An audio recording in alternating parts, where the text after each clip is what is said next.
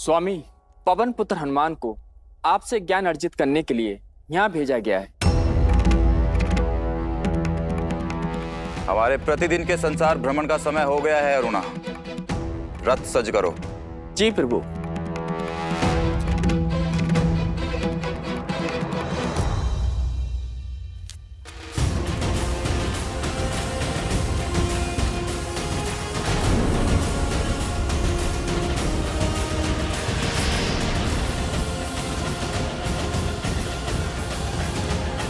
प्रणाम सूर्यदेव, मैं आपसे ज्ञान प्राप्ति के उद्देश्य से आया हूँ। कृपया मुझे अपना शिष्य स्वीकार कीजिए और जिस बुद्धिमता की खोज में मैं निकला हूँ वो दें। पवन पुत्र हनुमान, तुम्हें कैसे भूल सकता हूं मैं। तुम्हारी हठ और उद्दंडता का सर्वप्रथम साक्षी मैं ही बना था। प्रभु,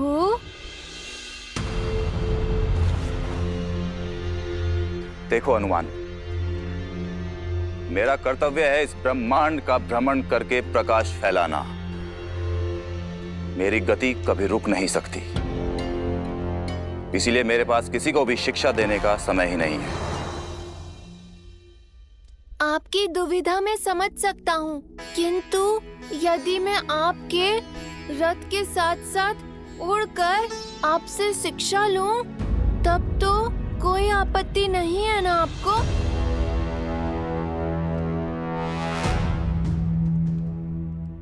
इतना सरल नहीं होगा तुम्हारे लिए ये हनुमान।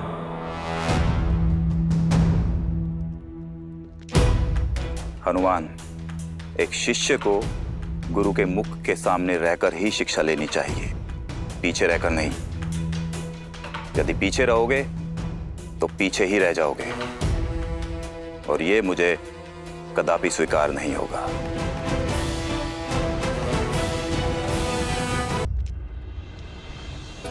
प्रतीत होता है सूर्यदेव बहुत रुष्ट है मुझसे। मुझे इन्हें मनाना होगा। इस अवसर को हाथ से नहीं जाने दे सकता मैं।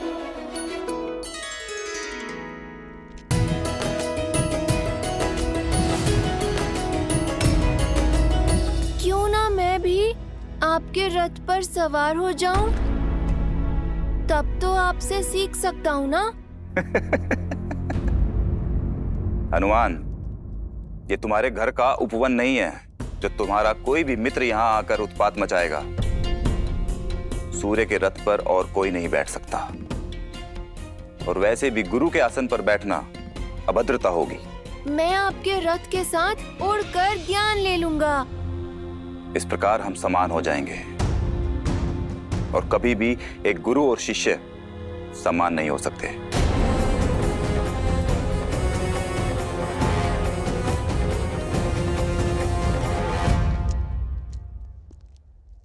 सूर्यदेव मेरे प्रण की परीक्षा ले रहे हैं। हनुमान का निश्चय दृढ़ है, मार्ग तो खोजना ही होगा।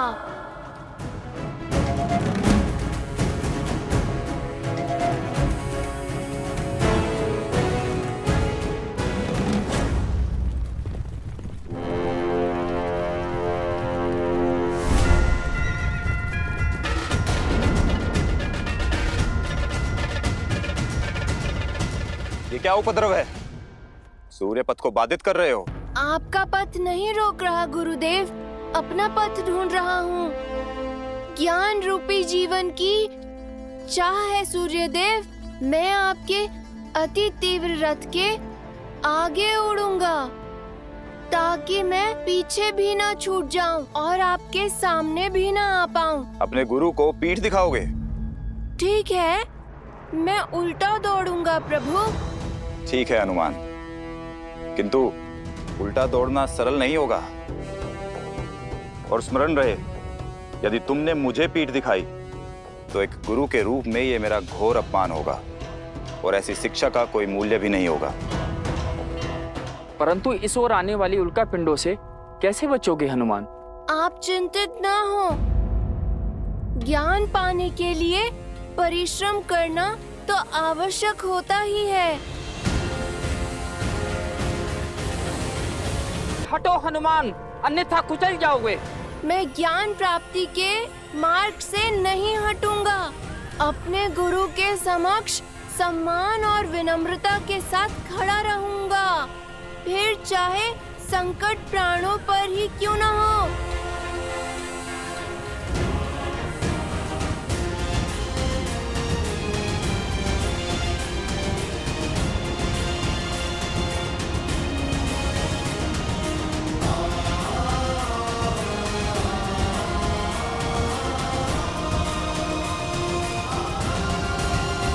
इतनी दृढ़ता और चातुर्य हनुमान ने अपनी योग्यता सिद्ध कर ही दी।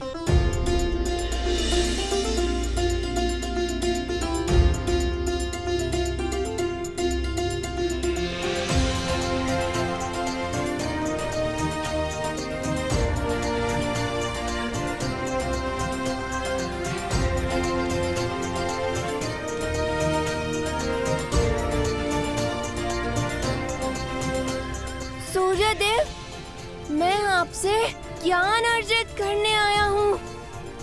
आपके समक्ष अवश्य खड़ा हूँ, किंतु पूरे आदर के साथ। ना आपके रथ के भीतर हूँ, ना पीछे, ना आपको पीठ दिखा रहा हूँ। अब तो मान जाइए। ठीक है हनुमान, स्वीकार है। मैं तुम्हें ज्ञान दूंगा, किंतु मात्र एक दिन के लिए। सूर्यास्त तक तुम्हें सब कुछ समझना होगा। मुझे आपकी शर्त स्वीकार है सूर्यदेव। तो ध्यानपूर्वक सुनो हनुमान। इस ब्रह्मांड के सारे रहस्य मेरे प्रकाश में ही समाहित हैं। वो प्रकाश जो मैं इस पूरे संसार को देता हूं। ये पूरा ब्रह्मांड श्री गुरु चरण सरोज रज, निज मनु मुकुरु सुधारी। बरनउँ रघुबर बिमल जसु, जो दायकु फाल चारी।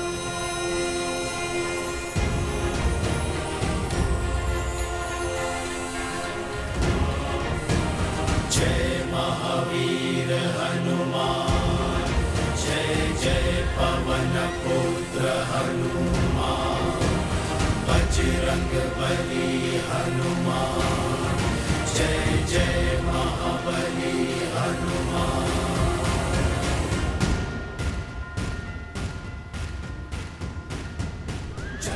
न केवल सूर्यदेव को गुरु बनाया, बल्कि केवल एक ही दिन में प्रकाश के वेग से उल्टा उड़ते हुए सूर्यदेव की यात्रा बिना बाधित किए हनुमान ने संसार का हर ज्ञान अर्जित कर लिया। वेद, स्मृतियां, सब कुछ सीख लिया।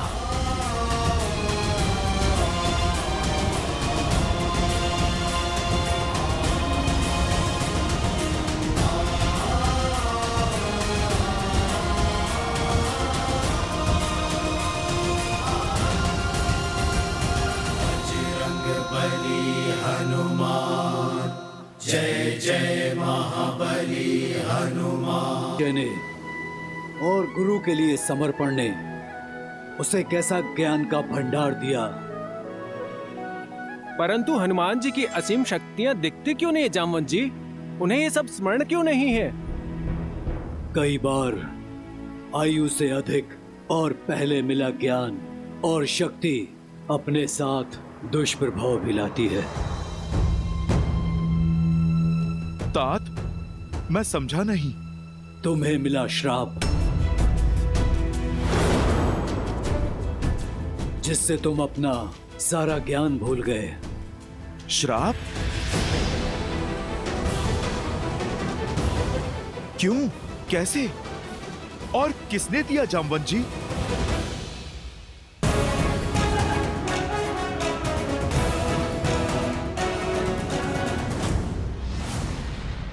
अरे कहाँ हो साथियों?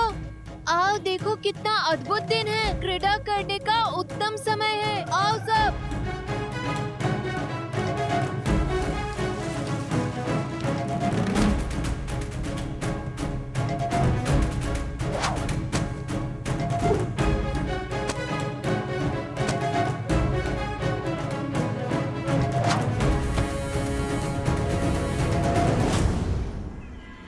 आज तो मुझे इतनी भूख लगी है कि मैं चाहूँ तो पूरा का पूरा कटहल खा सकता हूँ।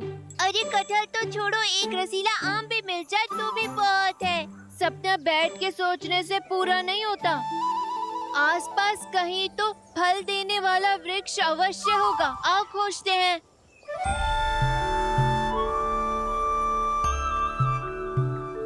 मुझे फलों की बहुत मीठी मीठी सुगंध आ रही है।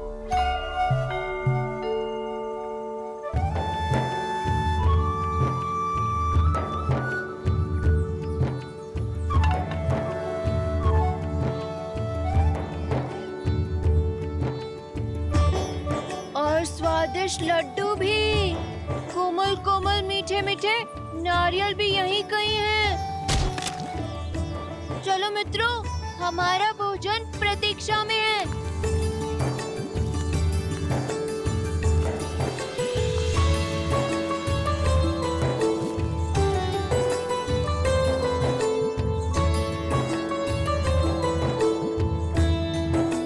प्रणाम ऋषिवर। मुझे और मेरे मित्रों को बहुत भूख लगी है। हम कब से इस वन में भोजन की खोज कर रहे हैं। क्या आप हमें कुछ फल देने की कृपा करेंगे? ये फल हवन के लिए है, हमारे प्रभु के लिए भेंट है। इन्हें हम तुम तुच्छ वानरों को नहीं दे सकते। किंतु सृष्टि के रचयिता को भला इन फलों की क्या आवश्यकता? वो सबको भोजन देते हैं ना, उन्हीं का दिया उन्हीं को लौटाएंगे। और धर्म तो भूखे को भोजन करवाने में है ना। उदंडी वानर, समझ नहीं आता? ये भोजन दिव्य है। चलो भागो यहाँ से, भागो, जाओ, निकलो। ये वन हम सभी का है और ये फल इसी के हैं, तो हमारा भी अधिकार हुआ ना। ईश्वर का वास तो हम सब में है ना। समझिए आपने परमात्मा के दूसरे रूप को भोजन दे दिया। बस, अब एक तुच्छ वानर हमें धर्म और श्रद्धा का पाठ पढ़ाएगा। ये रीति युगों युगों से चली आ रही है। तुम जैसे तुच्छ वानर की बुद्धि में नहीं आएगी रीति। जो प्राणी मात्र की पीड़ा से विमुख कर दे, वो श्रद्धा नहीं, आडंबर है। यदि आपकी भक्ति सच्ची है तो ये फल इस वन के हर जीव तक पहुंचनी चाहिए। जब जीव भूखा हो तब भोजन भगवान को भी रास नहीं आता। तो साहसी वानर हमारी रीति और हमारे नियमों का अपमान करता है। इससे पहले मैं तुझे श्राप दे दूं। चले जाओ यहाँ से।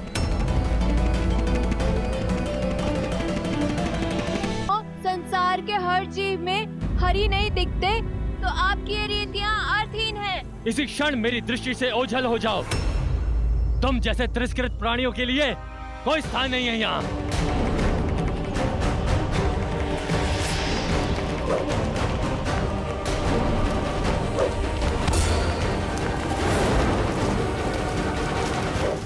बस, मुझे तुच्छ समझ रहे हो? मैं वायुपुत्र हनुमान हूँ। तुमने मुझ पर और मेरे मित्रों पर प्रहार किया।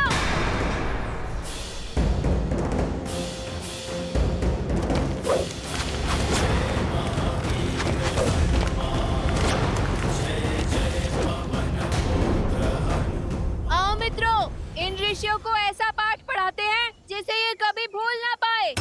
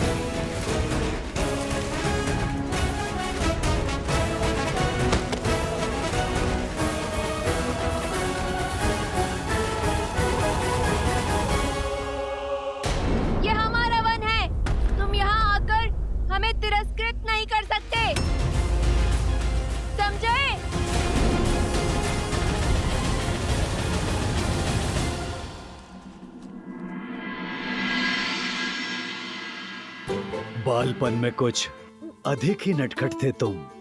तुम्हारी ऊर्जा कई बार ऋषियों की तपस्या में विघ्न डाल देती थी।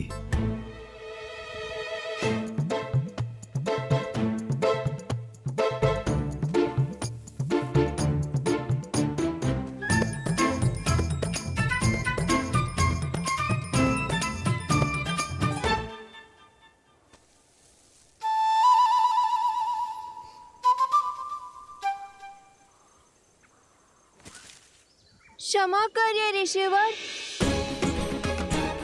क्या मैंने आपकी तपस्या भंग कर दी?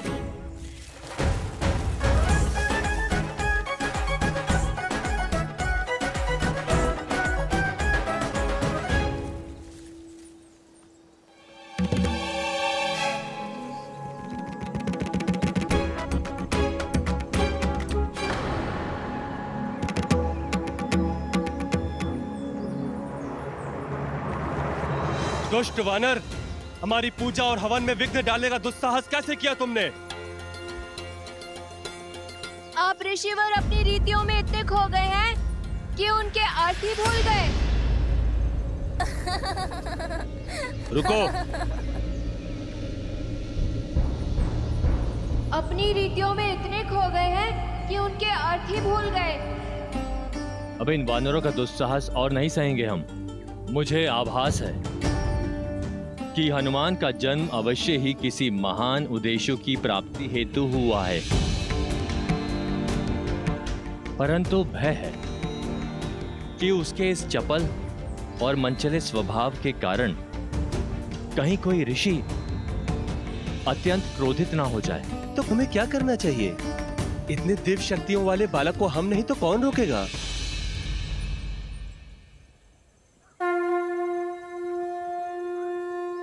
ब्रह्मदेव अब वही कोई उपाय बता सकते हैं। हमें ब्रह्मदेव से सहायता लेनी होगी। ऋषि ब्रह्मदेव के पास गए और उन्होंने तुम्हें श्रापित कर पाने का विकल्प दिया। उद्दंडता का दंड मिलना आवश्यक है, परंतु बालकों के साथ सौम्य रहना भी उतना ही आवश्यक है। हनुमान का भविष्य जगत कल्याण का मार्ग प्रशस्त करेगा। मैं कोई उपाय सोचता हूं जिससे वो मार्ग पर भी आ जाए और कोई उसकी हानि भी ना हो।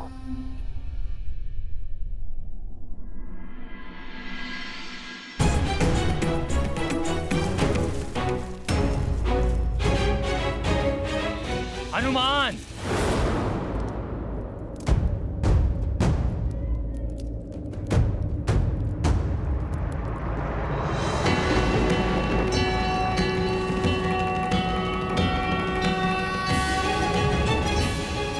ब्रह्मदेव के आदेश पर मैं तुम्हें श्राप देता हूं कि तुम अपनी सारी दिव्य शक्तियों को तब तक भूल जाओगे जब तक कोई तुम्हें इसका बोध नहीं करवाता। परंतु ब्रह्मदेव ने इस श्राप के साथ राम की भक्ति का वरदान भी दिया है। तुम इसी क्षण से श्री राम की भक्ति में लीन रहोगे और तुम्हारी श्रद्धा बाली द्वारा सताए गए वानरों को संबल देगी।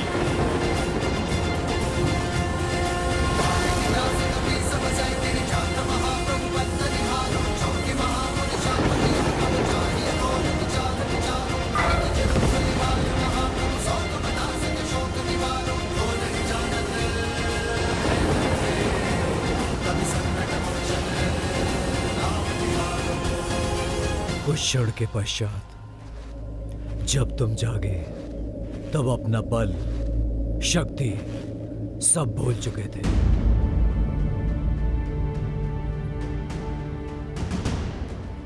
तुम्हारे मुख पर केवल श्री राम का नाम था। उनके काम आने का एकमात्र लक्ष्य था जिसे आज तक अपने साथ लेकर चल रहे हो। स्वयं से साक्षात्कार का समय आ गया है हनुमान। महादेव ने स्वयं तुम्हें अष्ट सिद्धियां दी, 8 दिव्य गुण अपने भीतर झांको हनुमान, स्वयं को पहचानो। अनिमा, लघिमा, महिमा, गरिमा, इष्टिवा, वस्तिवा, प्राप्ति, पराकाम्या सब है तुम्हारे पास। जागो हनुमान, अपने भीतर के बल को पहचानो। फिर कोई सागर, कोई पर्वत, कोई बाधा तुम्हारे मार्ग में नहीं आ सकती।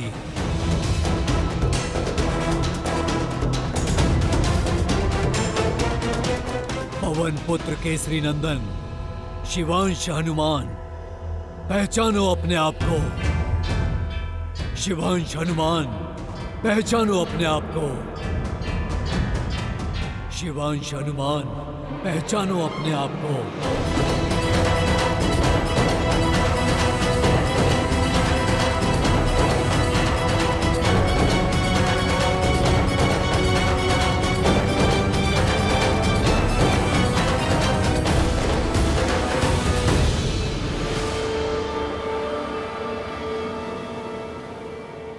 श्री गुरु चरण सरोज रज,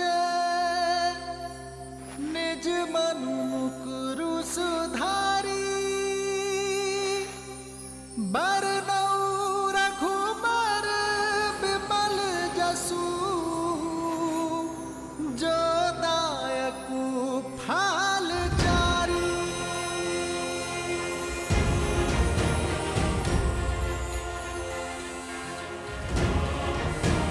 जय महावीर हनुमान, जय जय पवन पुत्र हनुमान।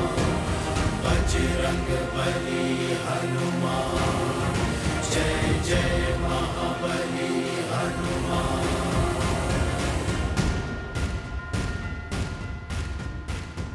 नारायण के अवतार श्री राम को एक भक्त की आवश्यकता होगी, जो मेरा ही अंशावतार होकर जगत कल्याण का मार्ग तुम्हारी प्रतीक्षा कर रहा है हनुमान। ये केवल न केसरी और अंजना का पुत्र है, वायुदेव की भेंट है हमें। मारुत का आशीष है, पवन पुत्र मारुति है। मारुति जितना बड़ा, जितना लाल, जितना चमकीला, उतना ही रसीला। मुझे यही फल खाना है। रुक जाओ मूर्ख, सूर्य के समीप जाते ही भस्म हो जाओगे तुम। मारुति का जन्म जीवन और मृत्यु के जाल से कहीं अधिक ऊंचा है। इसे तो लौटना ही होगा।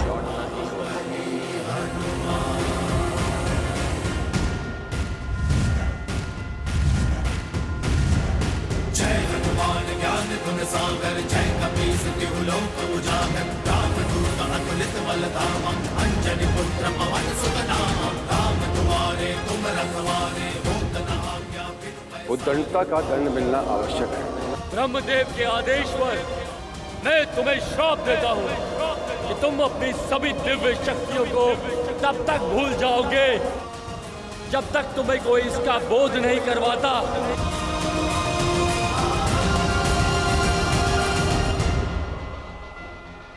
जय श्री राम।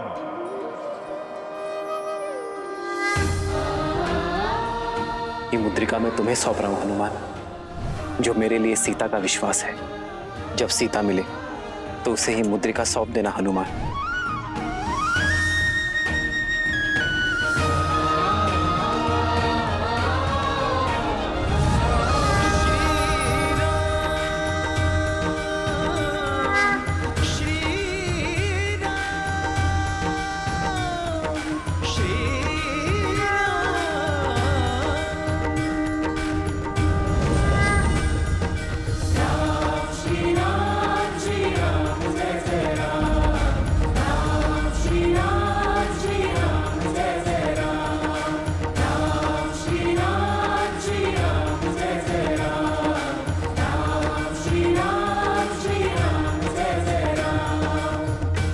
जय श्री राम।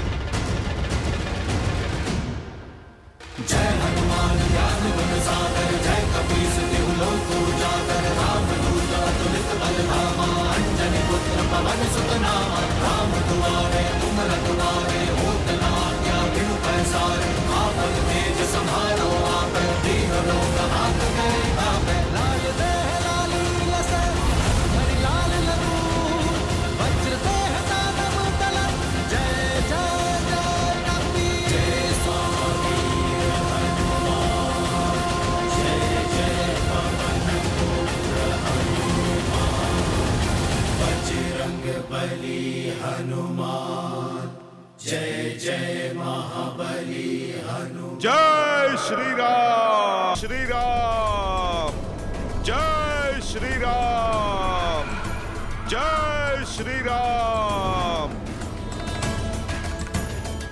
कुछ क्षण पहले तक जो हनुमान इतने आशाहीन थे, अब उनके आकार के साथ साथ उनका उत्साह भी कितना बढ़ गया है।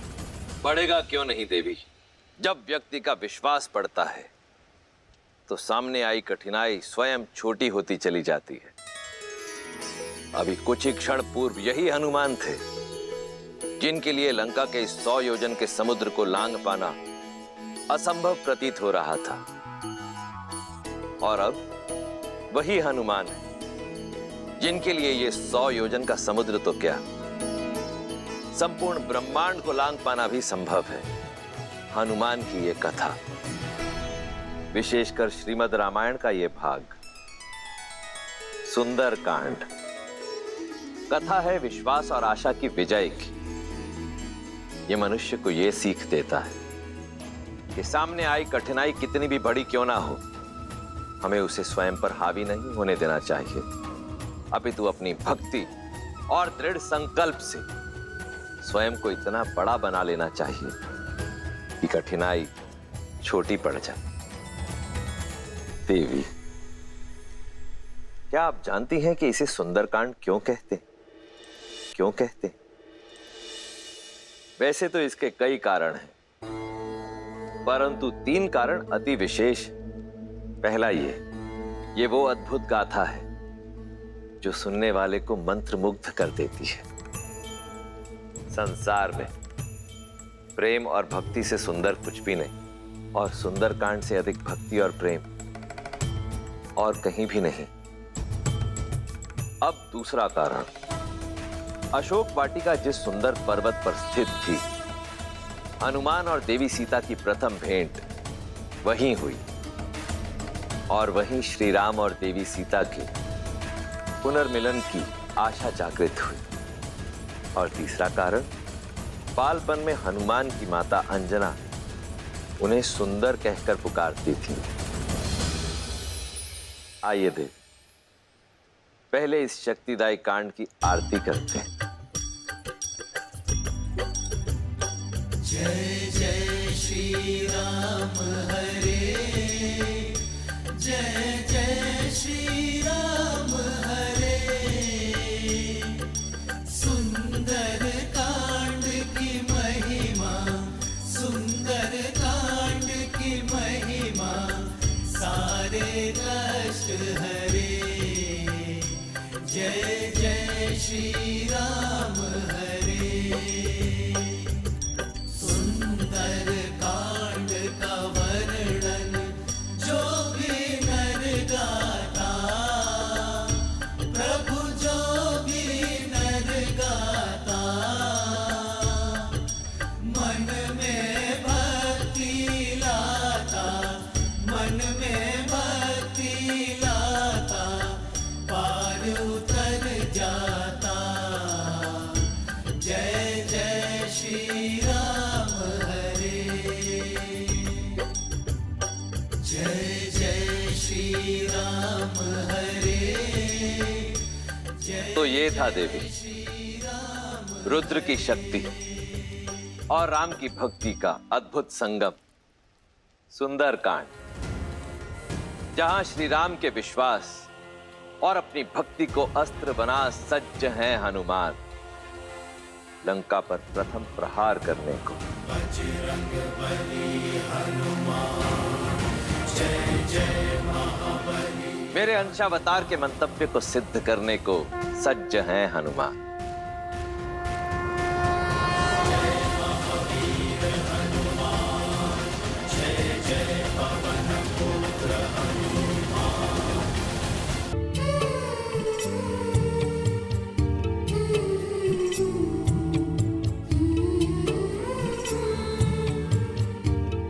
दो 210, 211, 212। ऐसे किस विशेष कार्य में डूबी हो सीते? भविष्य में झांकने का प्रयास कर रही हूँ। गिन रही हूँ कि हमारे वनवास में कितने दिन शेष है। देखिए, वर्ष भर भी नहीं बचा। सोए न जागे,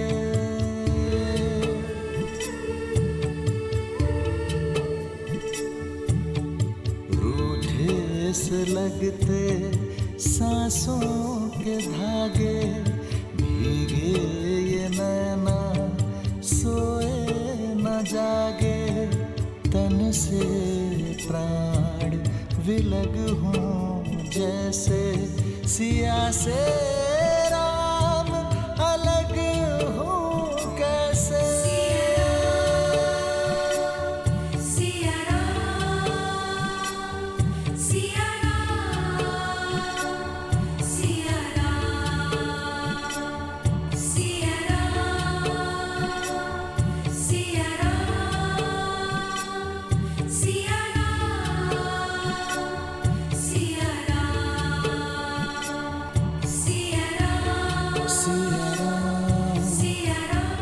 सीते,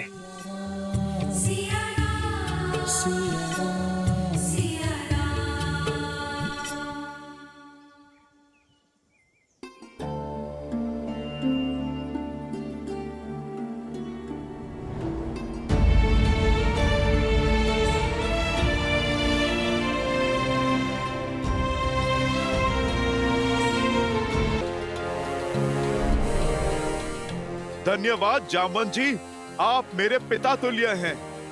एक गुरु की भांति आपने मेरे अस्तित्व को जन्म दिया। आपका धन्यवाद हनुमान से हनुमान को मिलाने के लिए, मेरा सत्य स्मरण कराने के लिए।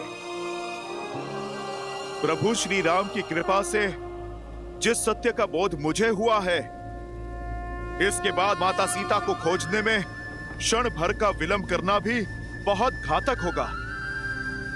जामवंत जी, आप मुझे आज्ञा दीजिए। विजयी होकर लौटना हनुमान, देवी सीता की खोज का संकल्प पूर्ण कर कर लौटना। हम वानरों की प्रतीक्षा और श्री राम की आशा दोनों तुम्हारे हाथों में है। जय महावीर हनुमान, जय जय पवन पुत्र हनुमान, बजरंग बली हनुमान, जय जय महाबली हनुमान।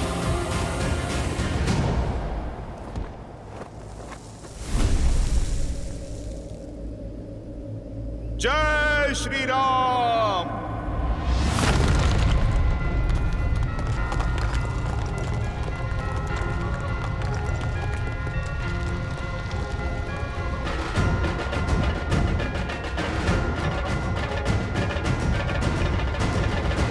जय श्री राम।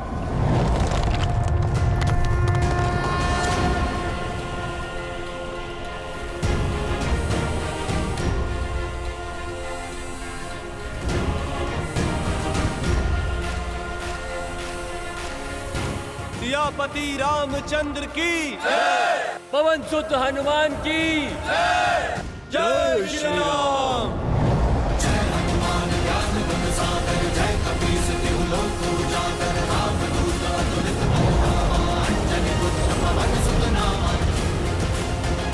राम भक्त हनुमान आ रहा है माता सीता।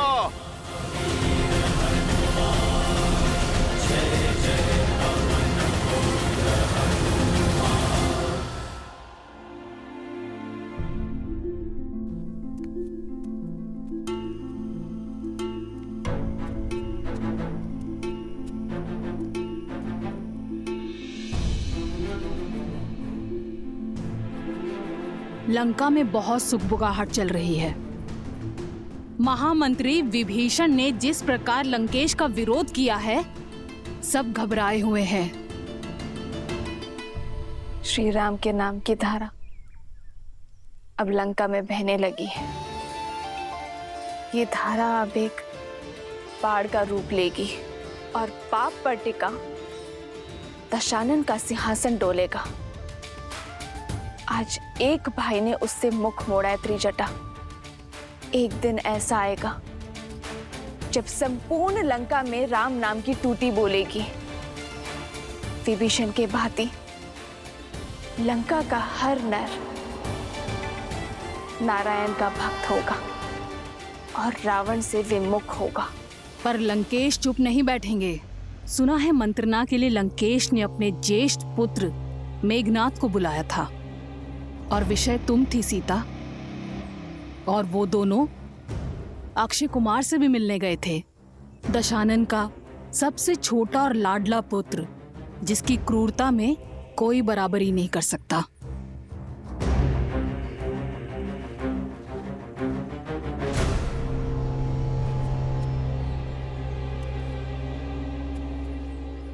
बस एक जटा इतना सा भोजन? इतना सा बंदोबस्त करने में भी बहुत कठिनाई हुई है। पहरा कड़ा कर दिया गया है, हर पख पर इतनी पूछताछ। ये लो।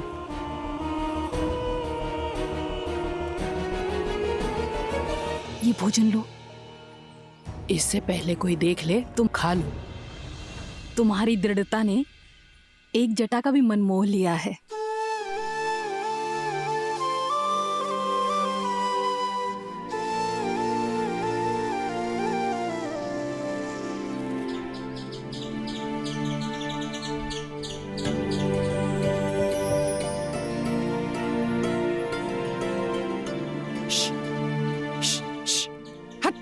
नहीं एक जटा, रुको।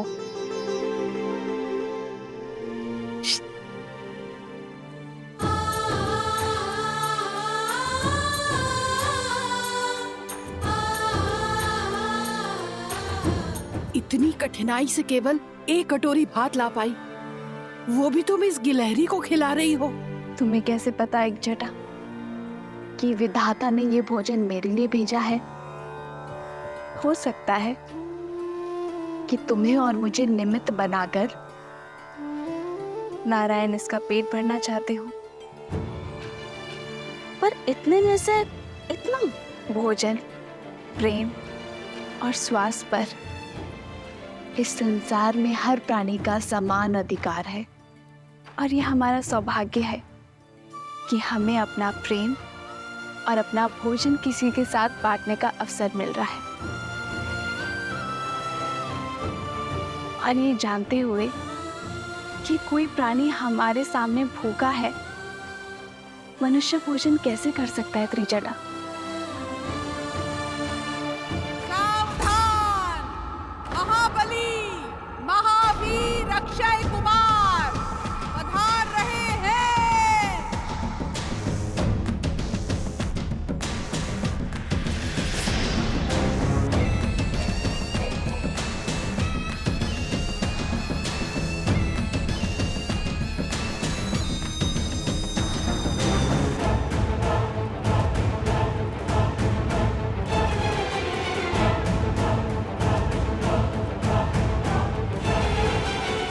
भोजन छुपाओ।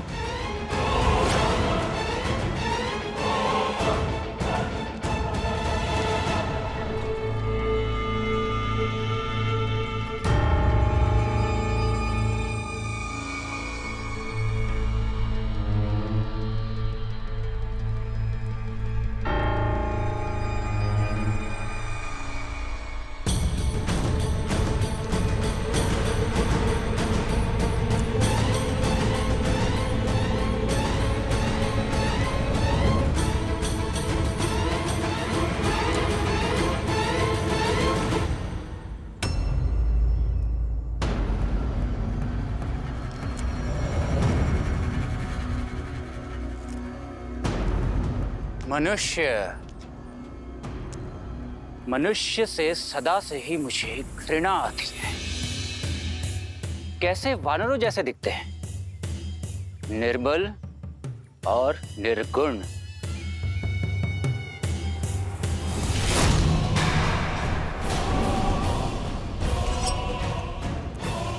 किंतु तुम भाग्यशाली हो सीता, जो मेरे पिताश्री का हृदय तुम पर आ गया।